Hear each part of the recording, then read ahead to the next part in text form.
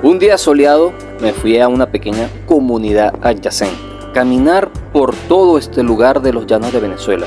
Y no solo eso, la ronquera que tenía no sabía que sería el inicio de una gripe que duraría 2 semanas. Lo que sí les quiero indicar es que ahorita me encuentro afónico. Me encuentro ahorita con la garganta súper irritado. No sé, amanecí así. Desde ayer tenía... Mientras tanto, me recibe muy tranquilo y con agrado comerciantes, emprendedores que me indican a dónde dirigirme y qué hacer, y a su vez me dan permiso para grabar y mostrarles cómo es su pequeño pero gran venta de piezas. Me dio permiso el muchacho acá para grabar todo esto. Observen, todo para los motos. Miren, tenemos los rines, accesorios, miren más accesorios, miren los aceites, $9, $7. Hay diferentes marcas. ¿Qué más tengo por acá? Miren, esto yo que no sé cómo se llama, pero cuesta $21, $20. Las mallas, esas mallas sí sé cuáles son esas mallas.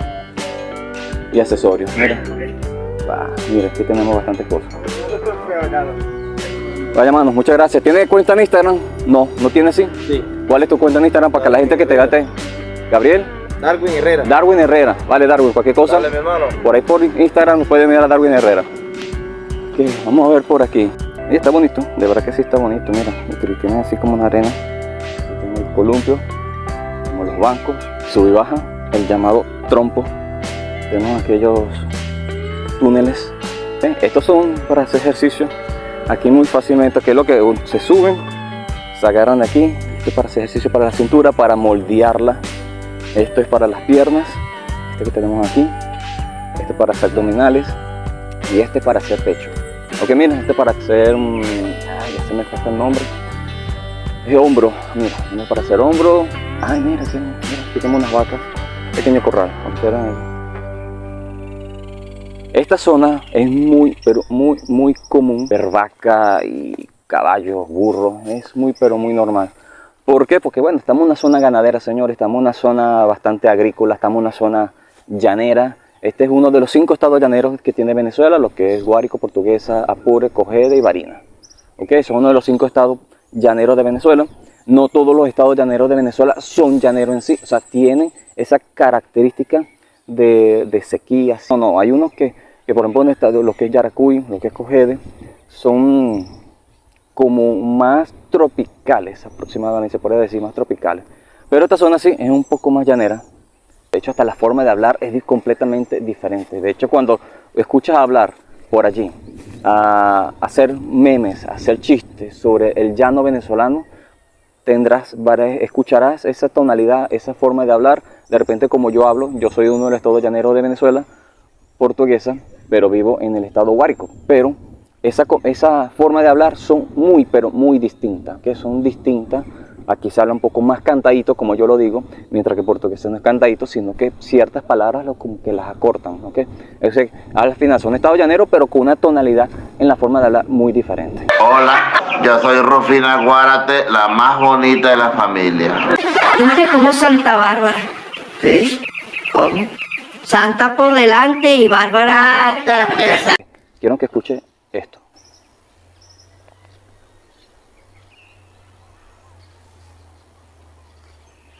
Un silencio. Quiero que observen aquí cómo está la carretera. Toda la carretera aquí no está asfaltada. Solamente estuvo falta hasta allá, hasta donde está esa cancha deportiva, esa cancha infantil, ese parquecito. Y de aquí, bueno, ya comienzan los potreros.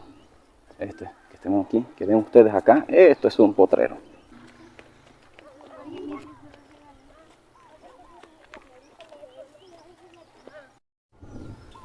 Me llama mucho la atención esta parte allí, porque mira, son gallineros, son un cuidado de gallina, un criadero de gallinas. Mira, no sabía que está esto por acá. Ahora sí, otra cosa que hay que estar muy pendiente, son los excrementos de la vaca. Vemos para qué lado, no voy para qué lado, ¿okay? No voy a recorrer todo el sitio, porque creo yo que este sitio es algo grande. Ya el muchacho, Darwin, creo que fue que me dijo. Darwin Herrera. El de la venta de repuestos para moto me comentó de que es bastante grande. Así que voy a tratar de caminar por las partes donde pueda yo enlazarme luego, irme hacia la calle principal, para entonces luego terminar el recorrido. Sí. Espero que hayan logrado escuchar ese canto de gallo.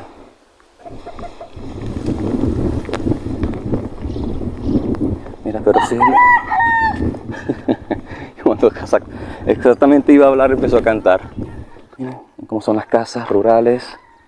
Venimos desde aquel lado. Miren, pero es que tiene bastante terreno en su mayoría. Bastante terreno. Vemos esta aquí. Vamos entonces a caminar por el otro lado. Okay, seguimos por acá.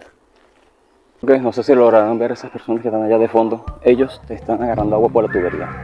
Ese es otro problema que tenemos aquí en el municipio. ¿Por qué? Porque las tuberías no dan suficiente. Hola, ¿cómo estamos? Buen día.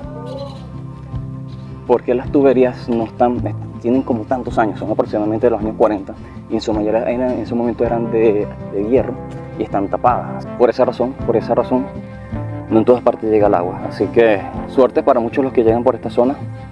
Y hablando sobre el agua, en aquellos años, ¿cómo hacían para el suministro de agua? Bueno, lo hacían por pozo, ¿ok? Habían partes donde habían molinos y a través de ellos entonces se compartían o se vendían a centavos o mini centavos de dólar, vamos a llamarlo centavos de dólar, ¿ok? Para que más o menos tengan una idea. Pues estamos hablando de hace ya, yo sé, 50, 60, 70 años aproximadamente. Ya hoy en día están por tubería y obviamente que se trabaja o se paga a través del sistema de distribución de agua por el gobierno y toda esa cuestión, tampoco más avanzado entre comillas, pero sí se puede disfrutar de una buena agua, en el caso de nosotros por lo menos 1-2 veces al mes, ¿ok?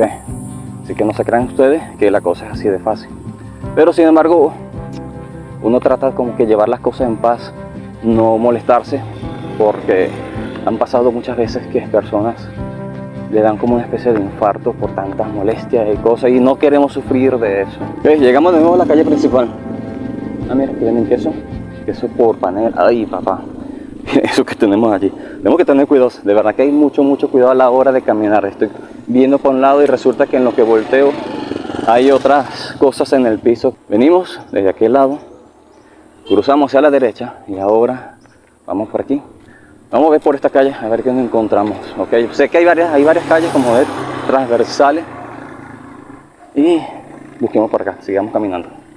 Recuerden que el abrazo del molino, ese es el molino, ¿ves? Fíjense. Este molino debe tener mínimo 60 años y aún no está activo, pero sigue funcionando el aspas, la hélice, el motor, por lo menos para hacer girar.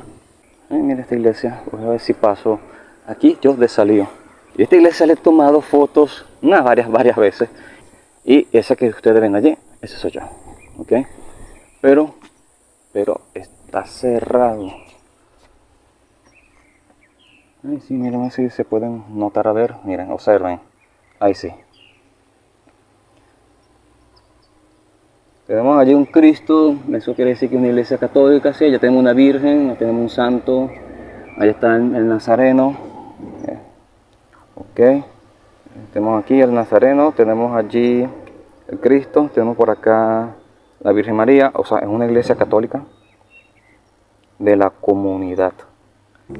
Y no seguí porque hay unas personas allí que están, creo que jugando, no sé, algo están haciendo allí, sé que no quiero estar interrumpiendo. Uno me duele la garganta de verdad.